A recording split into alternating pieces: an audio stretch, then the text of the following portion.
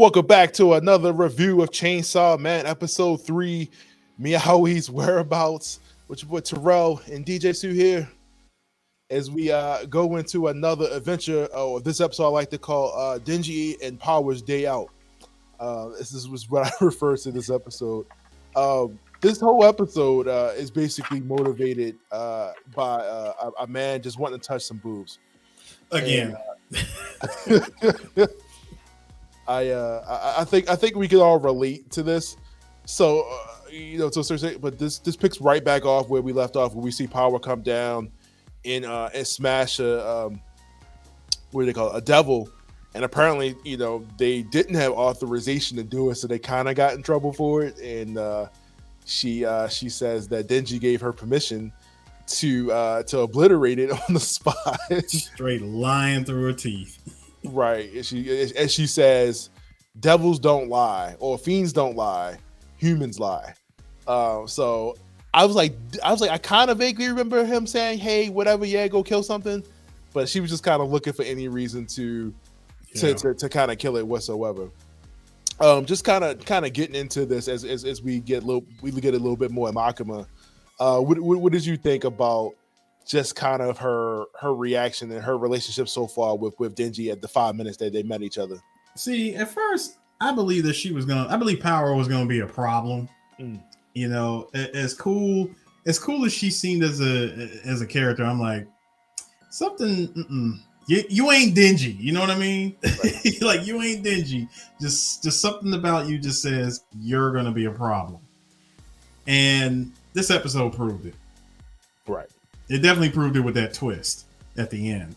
As we see, the thing that's unique about Denji is he is able to keep his humanity and control the impulses, whereas though she is not. A lot of the fiends and the devils are not able to control their nature, and they just kind of kill and whatever. As we see a lot of the reactions that we get throughout the episode, and then we find out as soon as they kill the fiend, that Power does not have the authorization to go out on her own. She essentially has to be checked out like guns and merchandise at a police station to take out. She has to be signed away to go out. Like, hey, I'm taking this bag of cocaine out, boss. And but she explains to Denji before they head out, the only reason that she got caught and she's there is because she was looking for her cat.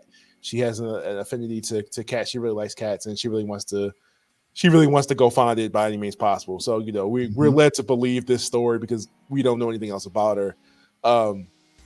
And Denji's like, well, whatever. And then she's like, basically like, hey, if you help me find the cat, I'll let you touch my boobs. And he instantly changes his tone in the episode. This guy has, we're dealing with a character that pretty much can be swayed by anything because pretty much he's grown up with nothing. Yep. So pretty much anything that you throw at him will pretty much be persuasive. I just thought it was funny how she just preyed on, number one, not so much his emotions, but when she told him, wow, you really are foolish. And you mean to tell me that this is what you live for? You just want to touch some boobs. Okay, all right. Well, hey, check it out. You help me find my cat. I'll let you fondle for a bit. And even though he originally said you have an affinity for cats, that's stupid. He's like, now if it was something like a dog, that'd be different. Right. Keyword, wow, you really are that foolish. So I'm like, dude, will you stop giving this girl ammunition to use on you? You just met her that day, and you already trying to tell us stuff. Like, bruh, this ain't Makima, all right? This ain't the girl that you trying to go after. This ain't the girl that fed you, This ain't her. She should be nothing more, Power should be nothing more than the means to an end. Now, I understand you will only deal with something, you could deal with a chick that's crazy as long as she's hot. You know what I'm saying? I'm like, even still, I'm like, bro, mind on the mission. Mind on the mission. Again, he understands, but he understands what he has to do to maintain to keep living. Like you say, like when he was drinking the juice of the soda, he was like, even this is a freaking luxury. Like I'm not about to give that up for nobody. So, and then like, but you offering what? What was it? I know, right? Let me.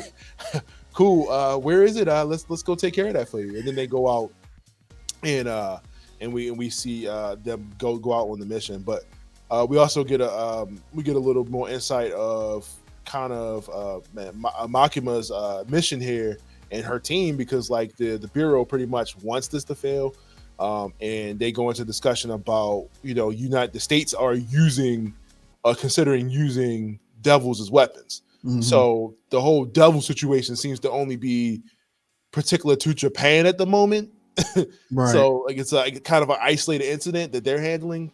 So this I guess I wouldn't say mutants or anything like that, but like it's particular to Japan, and they're kind of handling. They want to see how it works first. So pretty much like the experiment to see if they can work with devils or people with abilities to see before they can get to the next level. And if they tell her, look, don't get attached to them. Like she said before, I'll kill you at any reason. If you disobey, if you step away, you're dead. Yeah. So everybody's expendable here for the most part. That is, a devil or a fiend. But nice to get a little bit more her, because like I said, we don't get any. We get a little bit more of her job in this story. We also find out the fact that Power tries to take my boy out in the middle of a field. Fam, I saw that. Yo, when she pulled the blood weapon, I said, yo, did she really just try to get this man the okie doke? Did she really try to hit Denji with the Walking Dead Carol special? Look at the flowers. And he already knew what was up. I think was up though. I'll give him that. And then, as she said, she was like, "Yeah, you clearly have the instincts. You're not that stupid, right? Like you clearly have some instinct." But that's also like probably his instincts picked up from dealing with like criminals and dealing with like certain people like that that treat him like shit. So he already knows when bullshit's coming. But then he gets dragged into the house. Like I'm like, oh man, he's definitely about to die here, right? And it's a freaking giant bat in the house missing an arm, which I didn't expect at all. I remember reading this. I don't remember this bat at all. When I saw that, I was like, all right, giant bat. How much time is left? Oh, this is about to be interesting. Yeah, and I keep thinking to myself like, okay, they're not going to keep busting out this Chainsaw Man transformation, right? Because the budget is, I'm sure the budget is fine. Like I'm sure they got enough in the budget to keep doing this transformation, which is a seamless transition between like this 3D, 2D animation thing they got going on, which is really, really cool. Yeah. Like you said, we found out that Makima pretty much tricked them. She was trying to get that cat back by any means possible, and we found out that she led Denji there to be a sacrifice so that she can get it back, and he pretty much tries to eat Denji and does not like the taste of his blood at all. He tosses him across the room. Does not like the taste of his fiend human blood, which is something that I wanted. So pretty much everybody else, he appears and smells to be human, but I guess on the inside, like nobody knows that he is a devil. Well, considering that he also has a whole devil living inside of him, there's that. Because you would think like Power can sense fiends and devils and fiends. Why she can't pick him up? Why is she not able to detect that? Because as he's telling her the story, like, look, I can transform into basically a chainsaw dude. And she's like, yeah, okay. Why she couldn't pick that up? Simple answer: main character. Because main character. Right. There's no more need for explanation there, right? Because main character. So another thing too that they explained, and I don't want to miss that. Makima is also explaining that the devils are pretty much created by the power and the fear of a thing. Yeah. So the more power of an object or whatever it has, the more powerful the devil is. The devil is, which I thought was interesting because they've already shown a tomato devil. They've shown a zombie devil. They've shown. And they've shown this now bat devil situation. And of course, this dude is freaking big. So I'm like, okay, was this like one of those situations where this was like a dude who became a bat, or was this like a bat that became just an enormous bat because people are scared of bats type situation? This is on some Resident Evil mess right here. Right, it's definitely some BioWare situations going on in this town. But yeah, it's pretty much, you know, evil bats do what evil bats do. They don't keep their word, right? Of course, he decides to, you know, hey, I'm gonna go ahead and eat the cat because you gave me Denji and he sucked. Cage included. Yeah. And then we bust out our infamous Chainsaw Man transformation, which was amazing, by the way. Oh yeah, it was dope. Yeah. This whole fight sequence was I thought was really, really cool, man. They really put the budget to the max on this one. Every time I mention animation, I gotta mention the budget. Like they I don't think they skipped a beat here when it came to this fight. What did you think about this whole sequence going in? It was a dope sequence. I definitely liked the different take where it wasn't just him mindlessly running, you know, going through everything. Right. Pretty much in his eyes, everything is just meat at this point. You know, right. You know, like even the bat was looking at him like, wait, hold up.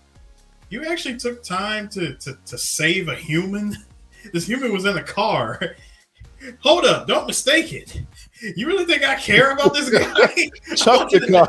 He just say yeeted the car. Yo, dude jumps out of the car. I'm like, oh, okay. even though he was telling people as he came across, like, what are you doing here? Do you want to die? Do you want to get killed? Get out of here. Yo, that like, you know the vibes. You see what's going on. And he also finds out during this fight that he's able to retract the chainsaw arms like Wolverine. Yes. When I saw that, I was like, Wolverine. Yo, it was dope. So I mean, it seems like not all devils have like this instant regeneration ability. Yeah. Like if you lose an arm, the only way for you to recover, for which they explain kind of episode 1, is like they need to drink blood, or you have to be offered blood to them for them to heal. But we also get a look, like you said, in this episode where we see Denji's humanity is not completely gone, like you said, with him saving people in the street and taking the time to, you know, put himself in the way and block that. And of course, you know, bad guys gonna do bad guys do and take advantage of that situation because, you know, heroes make it too easy. I mean, look, I said this on a different podcast about Denji. Denji saw what was up and he knew, listen, I'm not gonna go out like an edge runner. Oh man, yeah, they live fast, die hard, man. It's like I'm not going out like an edge runner, bro. Not until my purpose has been fulfilled. I also like that he's like, yo, I really don't want to do that transformation because it sucks. Yeah. Like I lose a lot of blood and I pass out. I really don't want to do it. Like if I could just kill him regular, like he's been doing, like he's carrying around the axe. He's like, I'll just do that. But as like, right. Of course, worst case scenario, he pulls out the Ultraman transformation and takes out the big bad here.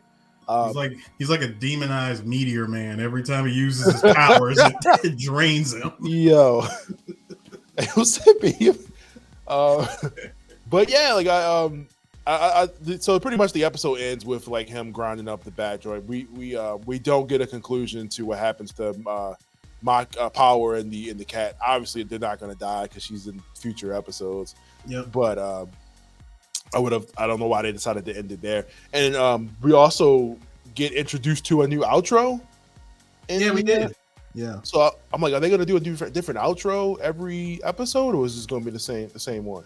I wonder if they're doing it every two episodes. That'd be cool. That's expensive, but it's cool. Yeah. It was dope seeing. Just seeing him go all out on the bat, and then right. And a well-lit scene. Not just a well-lit scene, but dude, he had the best line to deliver. He tells him, "Look, I'm gonna slice you up to pieces, and then I'm gonna cop a feel." Said I'm doing all this, man. I ain't even get to feel nothing yet. Nah, bro, we about to fight. Nah. It's like I'm going in 2 hands deep. He also still has super strength, which they talk about here in this episode. Like he still has, like, he's super strong, and he's like, yeah. So that's pretty cool because I'm thinking like, okay, man, he just has chainsaw arms, but he has the strength of a human. No, he's super strong as a devil.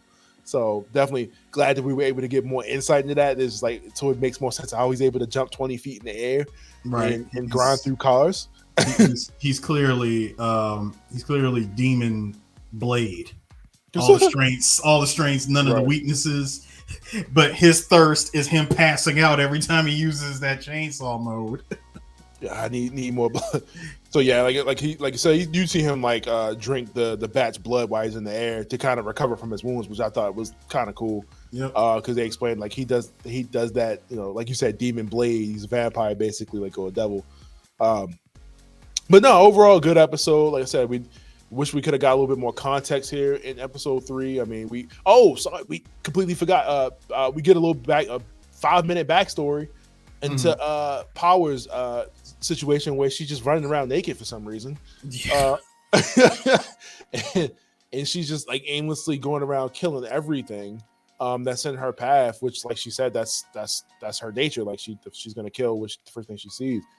And then, like she said, she pretty much got caught up because she got dealing with the cat, and the bat took the cat, and that's how she's there where she's at now. So yeah, like I said, we get a little bit of insight as to her relationship with the cat and why she loves it so much. She took care.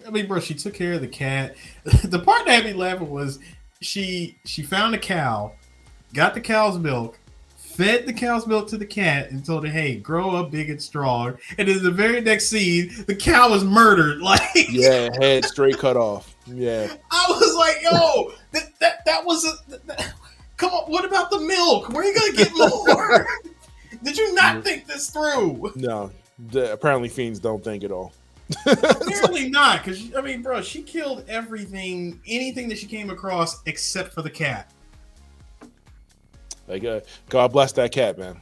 Power is looking crazy. But yeah, overall good episode. I really enjoyed it. I'm loving the pacing of this. Like I said, I don't expect this to go super crazy. They're taking this chapter by chapter, obviously. Yeah.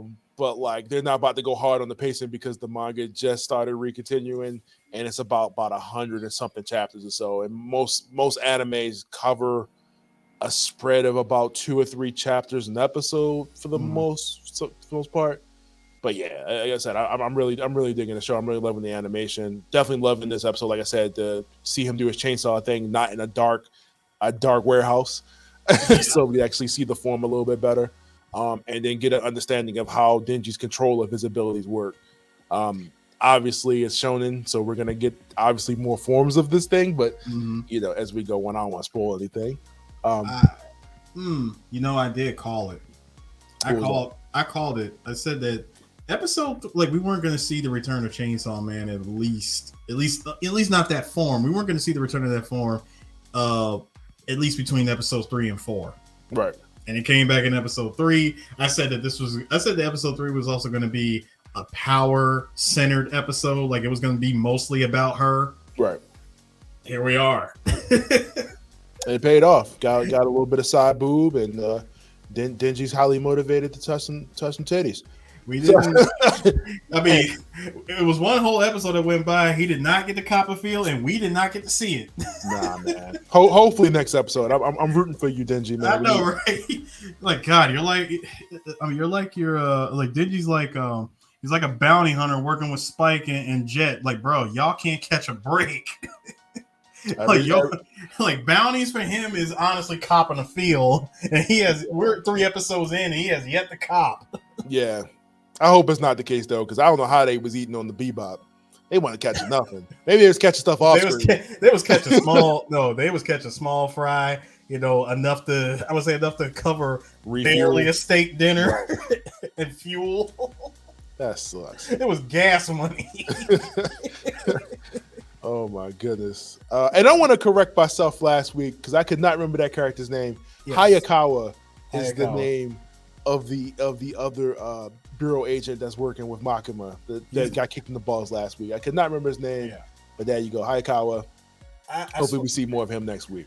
Bro, Hayakawa has still been feeling some way about Denji because he was telling Makima that I still don't trust this guy. Everybody that's in, this organization has a reason and a purpose for doing what we do. Right. This guy just wants to live a normal life. He's not like the rest of us. And it has me feeling some type of way, Right. He just hater. He's a hater. That's basically the. He really is, because you know why? His backstory was like, oh, devils killed my family, so now I hate all devils. I mean, that's typically a story in like these manga, right? Like basically anime cliche number 648. 640. That's what it is. It's cliche anime backstory number 648. Yeah, cue the music. Yep. But like I said, overall good episode. I really enjoyed it. I can't wait to see episode 4. I'm really tempted again not to just go back and reread the manga back from the beginning again. But I kind of want to be surprised because my memory is kind of dense about what's coming next. So I might just wait till like you said last week, just to wait until it's all done. Yep. And then catch up going forward. So other than that, anything else you want to say about the episode? Man, keep up the great work, please, Mappa. You guys, Mappa, you guys are killing it. Animation. I'm glad you're pacing out how you want Chainsaw Man to show up, because having him just show up in every single episode would definitely be, it would lose its feel for me. Right. So having him show up at the right time is just perfect. So keep that up. Well, there you go, folks. Let us know what you thought about the episode. Check episode 3, Meowy's whereabouts. Let us know. Thank you for watching last episode, and we will hit you back with episode 4 and get into some more Chainsaw goodness. We'll catch you guys later. Peace.